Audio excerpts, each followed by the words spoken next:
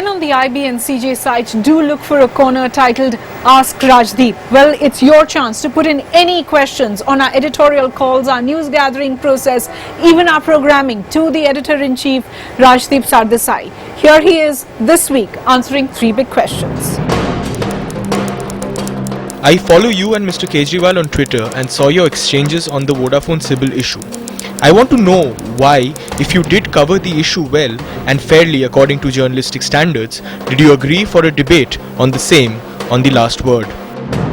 Thanks very much for your question. Yes, I did have an interaction with Arvind Kejriwal on Twitter, and since he has a very strong viewpoint on the Vodafone issue, I felt the best way in which he could be heard is to give him an opportunity to be part of a debate on the channel, and therefore Last Word on CNN-IBN was a good platform where we could hear Mr. Kejriwal's viewpoint as well as the alternative viewpoint. At the end of the day, issues like this do have other viewpoints as well, and I think a channel can only provide a platform for diverse viewpoints to be represented. That's what we intend to do here on CNN-IBN always. I follow your breakfast show and have seen the placement of the juice brand. As a marketing student, I know this is called product placement. Why would you agree to this? Well, that's a good question. I do believe we have a juice brand placed somewhere on our breakfast news table.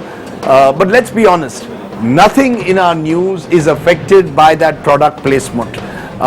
If it was a product which could actually influence our news priorities or hierarchies, you can be rest assured we would have a clear Chinese wall between news and a product. Sir, when a big story breaks, it sometimes takes up hours and the entire day, often with very little movement of information.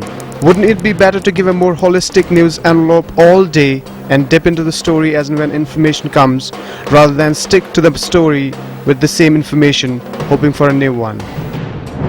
Well, that's another good question you've asked there, but the fact is that the story of the IPL spot fixing, particularly since it involves a test player, is huge.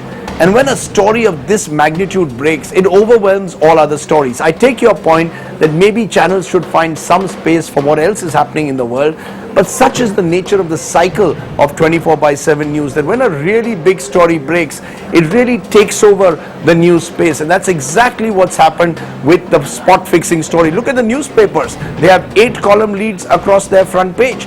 So if you equate that with television, television will see prime time being monopolized by such a big story.